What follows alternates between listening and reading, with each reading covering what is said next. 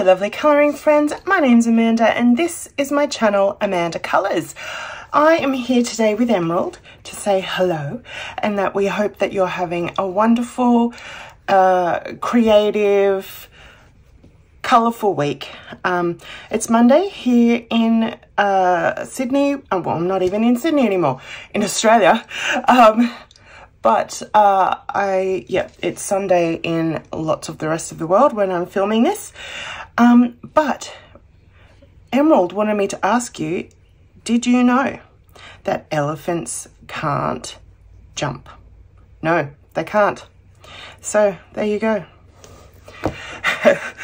Okay, so today I am here with a Mythical Mini. Yes, so this is part of my series where I colour a page from Kameliay Angelkova's 50 Mythical Miniatures book, and I tell you a bit about the mythical creature while I am colouring.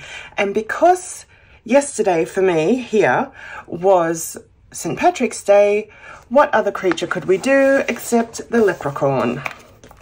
So, excuse me. So this is the page I'm going to be colouring. Let's just fix this up. Yep.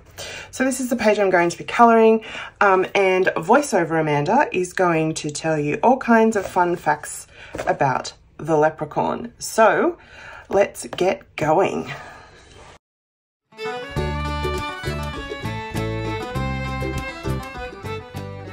A leprechaun is a diminutive supernatural being in Irish folklore, classed by some as a type of solitary fairy. They are usually depicted as little bearded men wearing a coat and hat who partake in mischief. In later times, they have been depicted as shoemakers who have a hidden pot of gold at the end of the rainbow.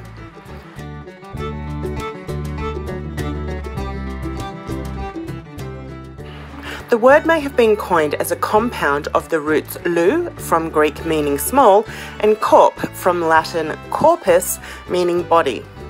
Research published in 2019 suggests the word is from the Luperci, an associated Roman festival of the Lupercalia.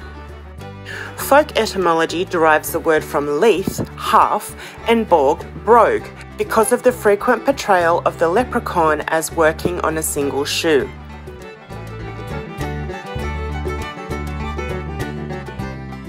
The earliest known reference to the leprechaun appears in the medieval tale known as The Adventure of Fergus, son of Letty. The saga exists in two widely divergent versions, but the saga was rewritten in the 13th century as a burlesque version. Text contains an episode in which Fergus MacLetty, King of Ulster, falls asleep on the beach and wakes to find himself being dragged into the sea by three leprechauns. He captures his abductors, who grant him 3 wishes in exchange for release.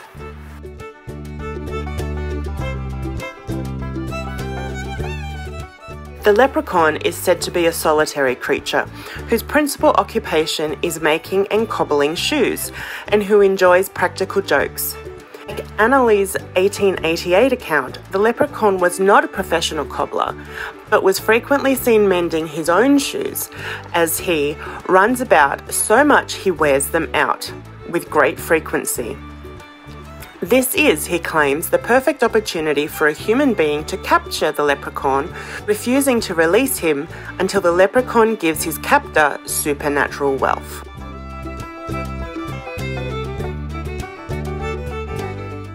The leprechaun originally had a different appearance depending on where in Ireland he was found.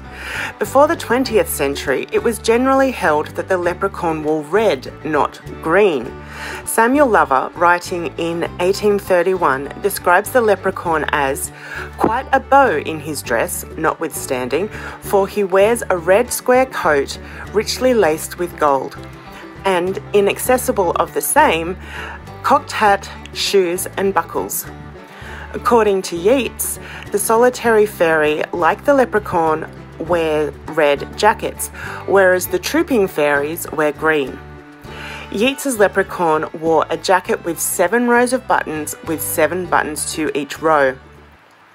Yeats describes that on the western coast the red jacket is covered by a frieze one, whereas in Ulster the creature wears a cocked hat, and when he is up to anything unusually mischievous, he leaps onto a wall and spins, balancing himself on the point of the hat with his heels in the air.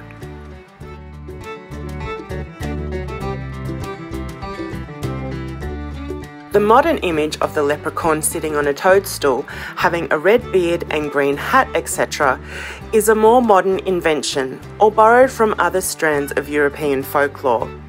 The most likely explanation for the modern-day leprechaun appearance is that green is a traditionally national Irish colour, dating back as far as 1642.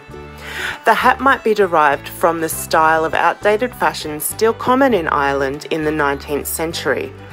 This style of fashion was commonly worn by Irish immigrants to the United States, since some Elizabethan-era clothes were still commonly worn in Ireland in the 19th century, long after they were out of fashion. The buckle shoes and other garments also have their origin in the Elizabethan period in Ireland.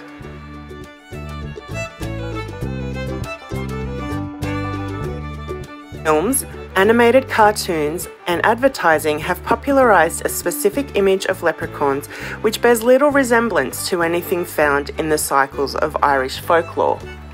Some argue that the popularised image of the leprechaun is little more than a series of stereotypes based on derogatory anti-Irish 19th century caricatures.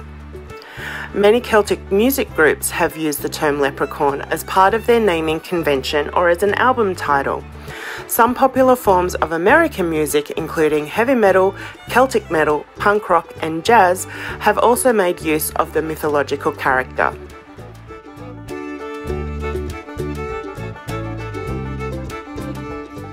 Famous leprechaun characters include Lucky, the mascot of Lucky Charms cereal created by General Mills; the Notre Dame leprechaun, official mascot of the Fighting Irish sports team at the University of Notre Dame; Lucky the leprechaun, mascot of the Boston Celtics, who is featured on the team's logo; Hornswoggle, a character created by professional wrestler Dylan Mark Postel, who competed under the persona for the majority of his WWE tenure; and the 1993 American horror slasher film Leprechaun and its sequels features a killer leprechaun portrayed by Warwick Davis.